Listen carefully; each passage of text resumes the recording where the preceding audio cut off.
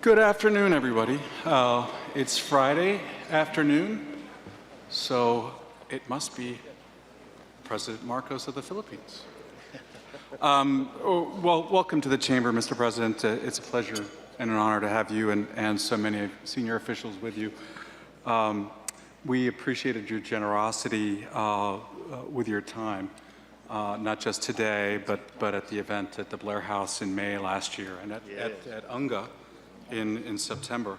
Also want to thank and recognize Ambassador Romualdez and his team with whom we have such a tremendous partnership.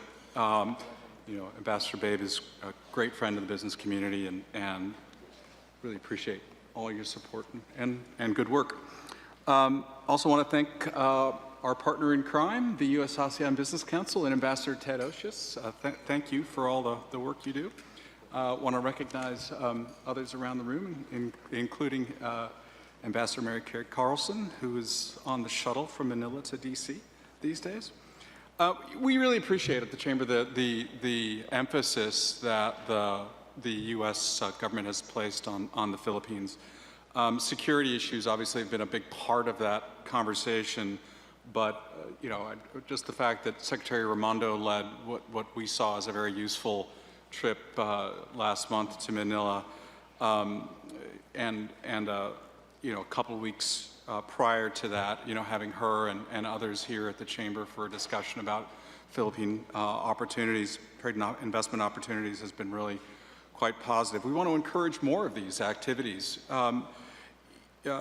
which are important in highlighting, not just the terrific partnership that exists between the United States and the Philippines, but the obvious opportunities for greater integration, greater activity.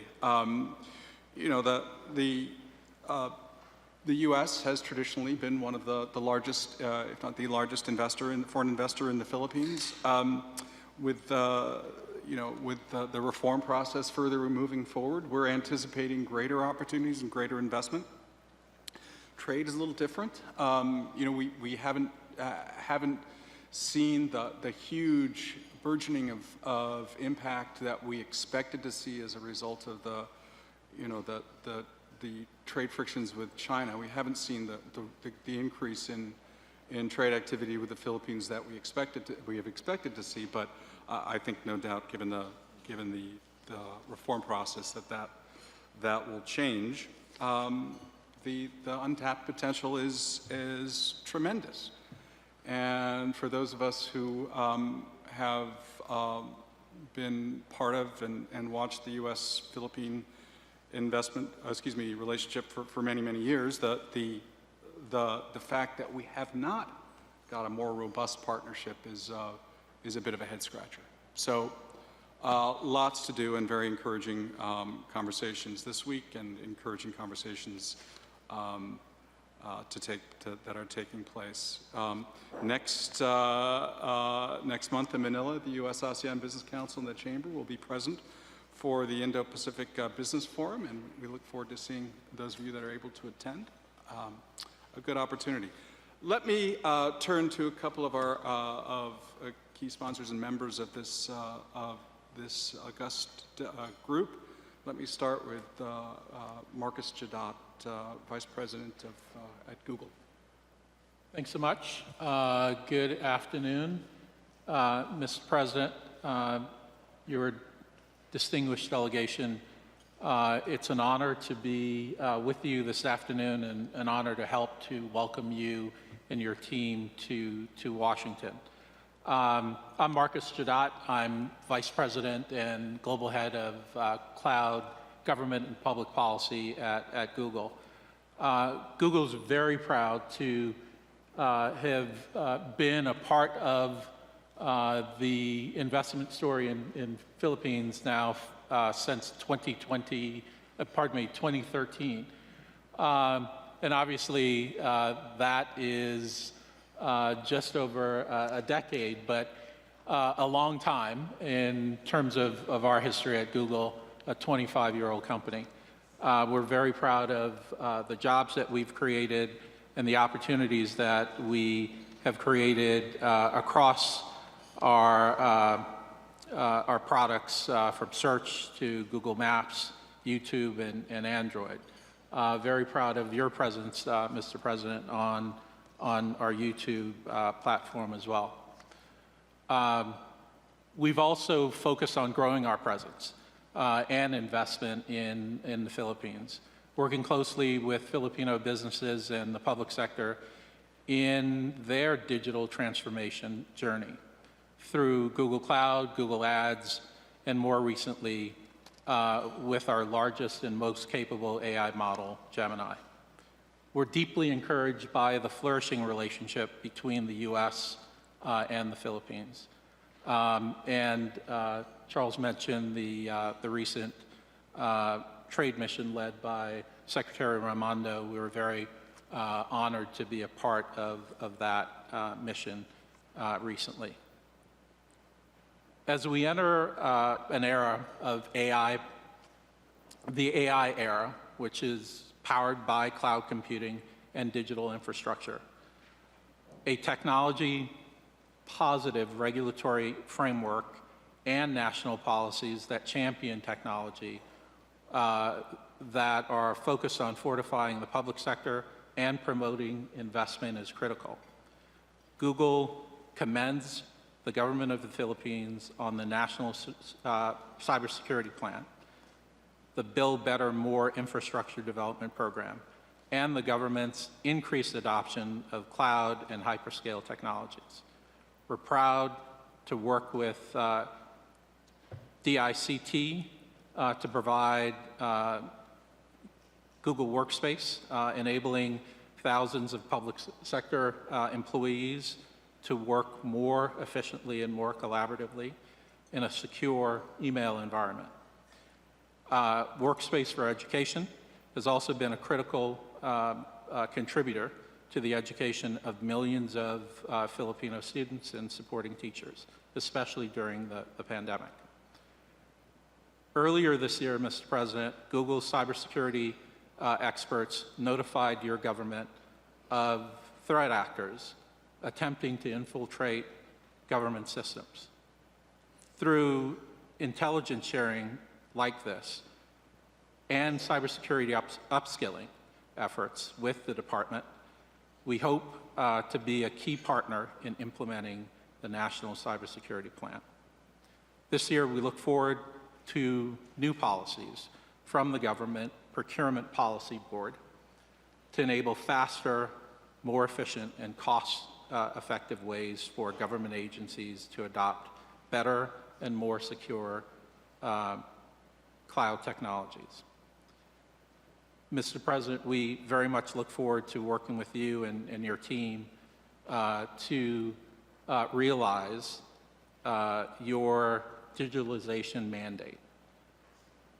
Again, honored to be with this group and really appreciate the Chamber bringing this large group of American investors together with this delegation.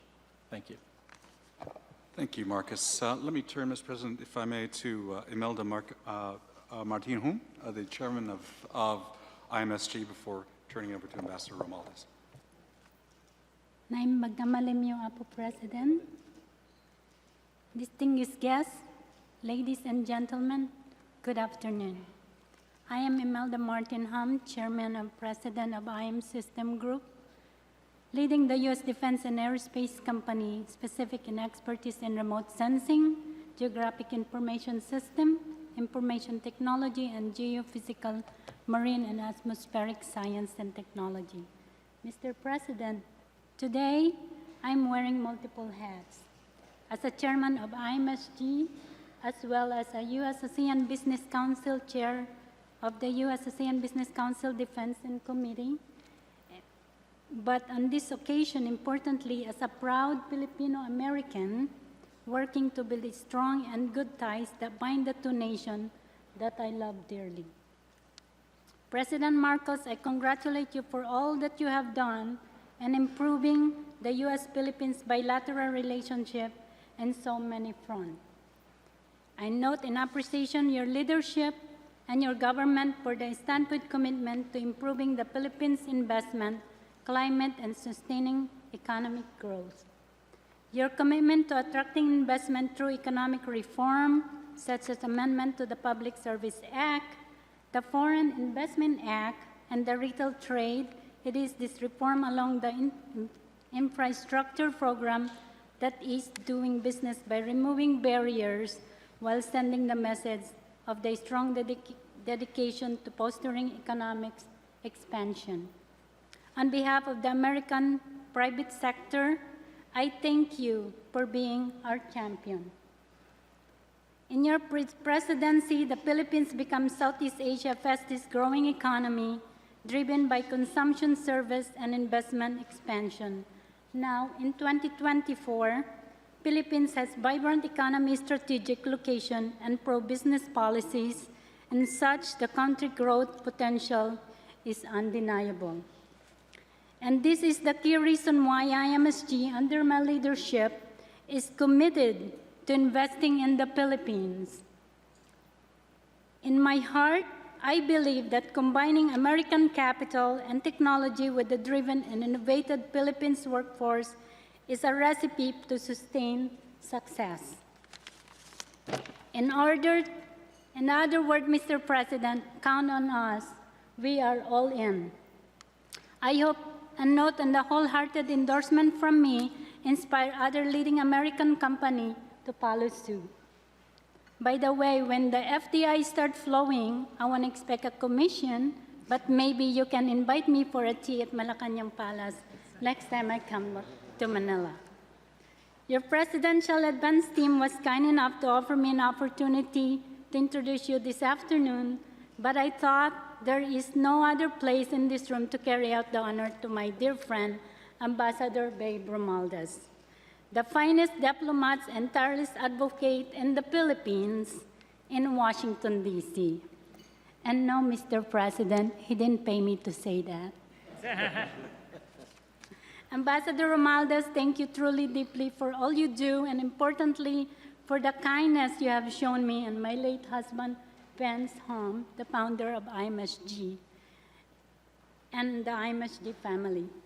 Ambassador, the floor is yours, but plus a minute to Mr. President, Agyamanak, and Diyos te kumuyog kenka. Maraming salamat po. Thank you. Thank you. Thank you very much, Melda, for that. Well, I just want to say that I am one of the luckiest ambassadors here in Washington, D.C., because how often does your president come and visit? This is the 4th visit of our president, so I am indeed very lucky. And so it is my distinct honor to introduce our president, Ferdinand R. Marcos Jr., President of the Republic of the Philippines.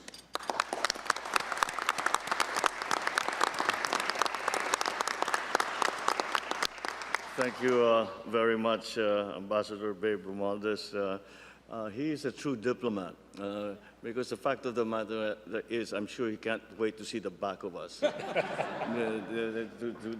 settle back down to his normal days, together with his wife, another good friend of ours, Ddshits. But thank you for the introduction. The President and CEO of the U.S.-ASEAN Business Council, Ambassador Ted Osius, Senior Vice President for Asia at the Chamber of Commerce, Mr. Charles Freeman.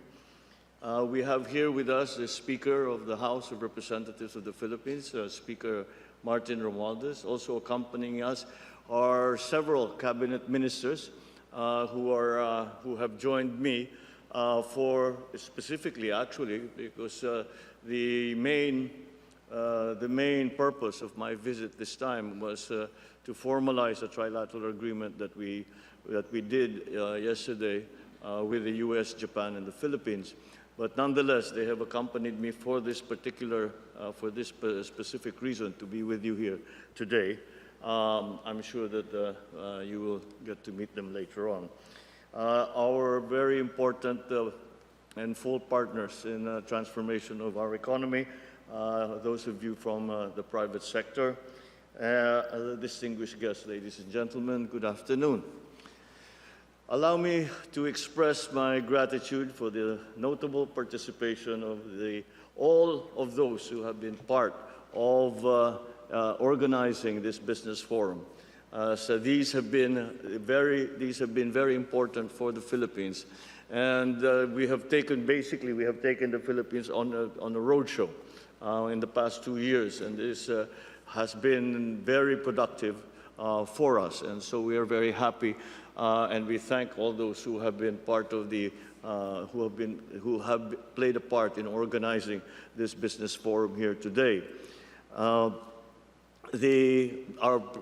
Of course, we must also once again speak to our private sector partners. I'm accompanied by some of the most prominent business leaders from the Philippines.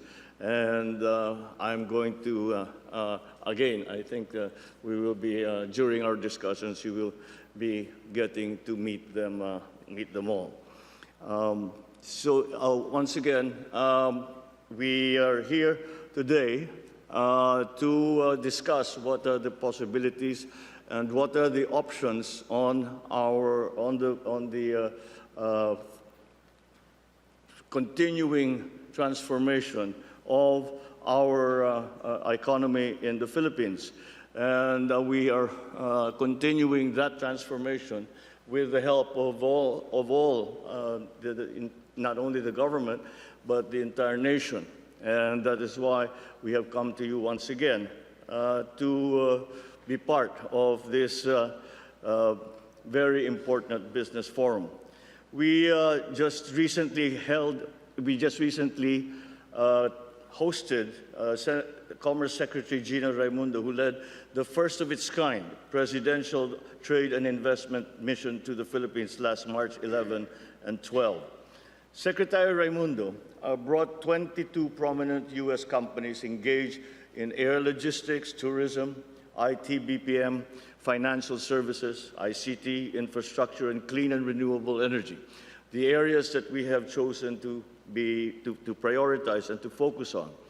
And during the press conference after our meeting with Secretary Raimundo, she announced that these companies would invest at least $1 billion US worth of projects that will create educational and career opportunities for Filipinos. Secretary Raimundo emphasized President Biden's endorsement of our foreign and our economic policies. They no longer, in the very interconnected world that we are in now, they no longer can be separated, foreign policy and economic policy. So that is why I mentioned them together as one complements the other. This affirmation underscores the deepening ties between the United States and the Philippines, as we are both committed to advancing our mutual goal of economic progress. I have expressed my very sincere gratitude to President Joe Biden during our bilateral meeting yesterday for dispatching the business mission to the Philippines, which was the fulfillment of his commitment from my official visit 11 months ago in May of last year. On the economy, I would like to share with you that for 2023, the Philippines achieved a 5.6% annual growth in GDP, which outpaced other high-growth economies such as China, Vietnam, and Malaysia.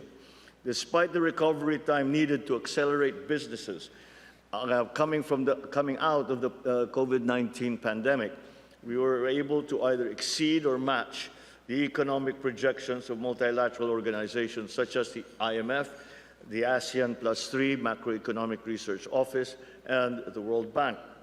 So we saw a significant increase in foreign direct investment net inflows. It surged by 28%, reaching $1 billion in November 2023 from the previous $820 million recorded for the same month in 2022. In addition, the DTI, Board of Investments, DTI is the Department of Trade and Industry. The DTI Board of Investments, which is an attached agency to the DTI, has approved 1.26 trillion pesos in investment projects for 2023, which was an increase of 73% compared to the previous year, which recorded 729 billion pesos. For last year, I am happy to report that the United States remains as one of our largest sources of foreign direct investment. Over the years, the Philippines has acknowledged the significant contribution of the United States to our economic agenda. We have observed the consistent high ranking of the United States, as evident last year, being our third top trading partner. Moreover, the United States emerged as the primary destination for our goods and services in that same year. In 2023, our biggest exports to the U.S. were semiconductors and integrated circuits, amounting to $3.1 billion or 23.3% of our total exports to the U.S. The Philippines is a major part of the U.S. semiconductor and IC design supply chain, and we are seeing expansions by U.S. companies in the Philippines in this sector.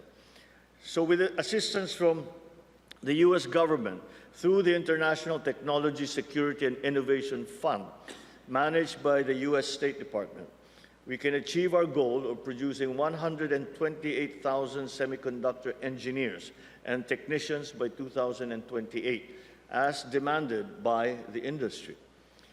So with this collaboration, the Philippines will be able to support the U.S. semiconductor industry, not only in assembly, testing, and packaging, but also in other segments of the supply chain, such as in microchip design and in research and development. Breakthrough policy reforms have been introduced to open businesses to more foreign participation, and I cite some key legislations, such as the Public Service Act, the Retail Trade Liberalization Act, the Foreign Investments Act, and the IRR, Internal Rules and Regulations, of the Renewable Energy Act. These key legislations and policy reforms have opened the sectors of manufacturing, transportation, telecommunication, shipping, renewable energy such as wind, solar, tidal, nuclear, and the retail sector to foreign investors. In our commitment to facilitate investments, I issued Executive Order number 18, which established the Green Lanes for strategic investment. The objective of the Green Lanes is to streamline processes and permitting to create an environment where businesses can set up and expand with ease. The government offices handling the Green Lanes initiatives are under the Philippines Department of Trade and Industry, being led by Secretary Fred Pascual, who is with us here today. There he is, the gentleman with the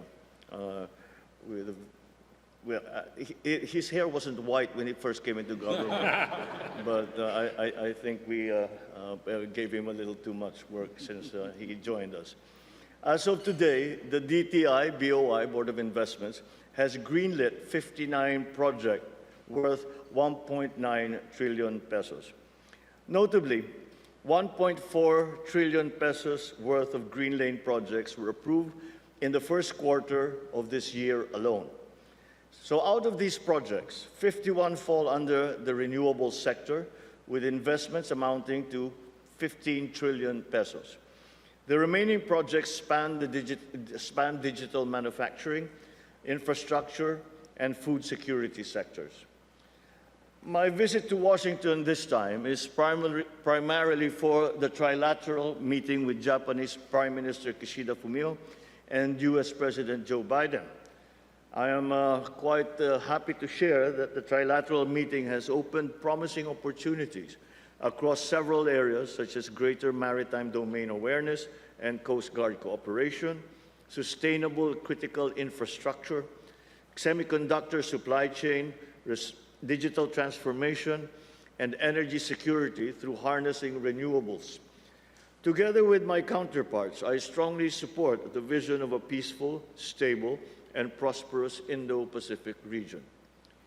The three countries are dedicated to pursuing breakthrough initiatives in the region This was formalized through our joint vision statement, encompassing the focus areas for our trilateral cooperation. I am happy to briefly share with you the things to look forward to in relation to this partnership which we formalized yesterday.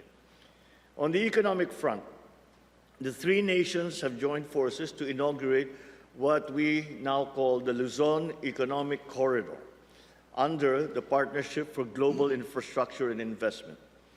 This corridor aims to enhance connectivity between Subic Bay, Clark, Manila, and Batangas, facilitated by our trilateral collaboration in advocating for impactful infrastructure investments. Through this groundbreaking effort, we aspire to attract investments including rail systems, modernized ports, clean energy initiatives, semiconductor supply chain advancements, agribusiness enhancements, and updates to civilian ports at Subic Bay. Recognizing the significant impact of new digital technologies, I am fully supportive of bolstering our cybersecurity and digitalization capabilities. I'm excited to share that we will work together for open radio access network field trials aimed at establishing a secure and reliable information and communications technology ecosystem in the Philippines. Another initiative that I am particularly enthusiastic about is the Semiconductor Workforce Program, offering deserving talents the opportunity for world-class training at leading universities. Our three countries are committed to harnessing the talents of our citizens to adapt to the evolving technological needs that the global economy presents us. On climate change, given the Philippines' prominence in the semiconductor industry, Philippines' prominence in the semiconductor industry, we view this sector as a key driver for economic growth. With the trilateral cooperation with US and Japan, I am confident that the Philippines will maintain its capabilities in the semiconductor industry and will have opportunities to enhance the skills of our talent pool. Responding to the urgent need to reduce greenhouse gas emissions by 2035, the Philippines is exploring partnerships with both countries to incorporate nuclear energy into that mix. This transition is expected to support industries and promote sustainable economies in our countries. Our future with the US will be sustained not only through security and defense alliances, which is ironclad, but also through economic integration. For this reason, we appeal to the US Congress to fast-track the reauthorization of the US GSP program, which has benefited beneficiary countries such as the Philippines. On the other hand, the Philippines is also a major market for US products, and in 2021, based on data from the US Department of Agriculture, the Philippines is the 8th largest market for US agricultural exports and the top market in Southeast Asia. In 2021, the Philippines also imported around $3.5 billion worth of agricultural goods from the United States. Given such, it is no surprise that US agriculture and food exporters are advocating lower tariffs and expanded market access for their products in the Philippines. There is a demand from both the US and the Philippines private sector for engagement in a bilateral free trade agreement between our two countries. The benefits for concluding an FTA together with a critical minerals agreement between both our countries will be transformative and will create new jobs, strengthen supply chains, establish new businesses, and upskill our workforce. The renewed alliance between the Philippines and the United States also underpins close people-to-people ties.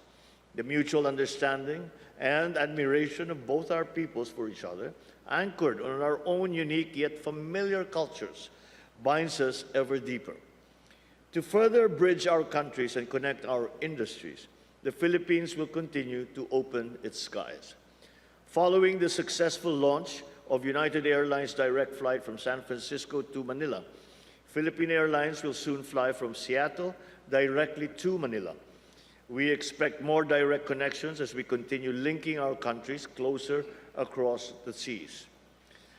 On the 6th Indo-Pacific Business Forum, which is upcoming in Manila, I would like to express that the Philippines' eagerness to welcome delegates from the United States participating in the 6th Indo-Pacific Business Forum, which is scheduled in Manila for May of this year.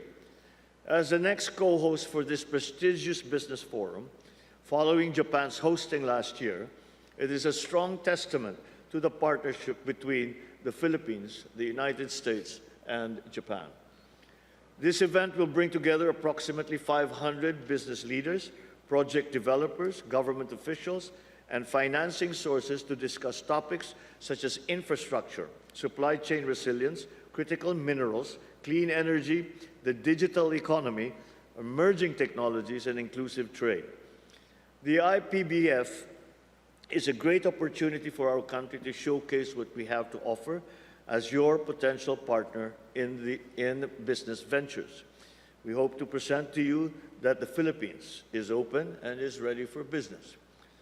In every business meeting that Secretary Pascual and I have attended with U.S. companies, the partnership with the United States has over and over again proven invaluable.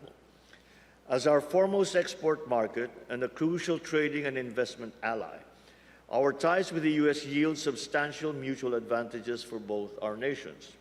Ambassador Romualdez has also said that the Philippines and the U.S. relations are currently at its peak, and I agree. But I believe that we can do even better.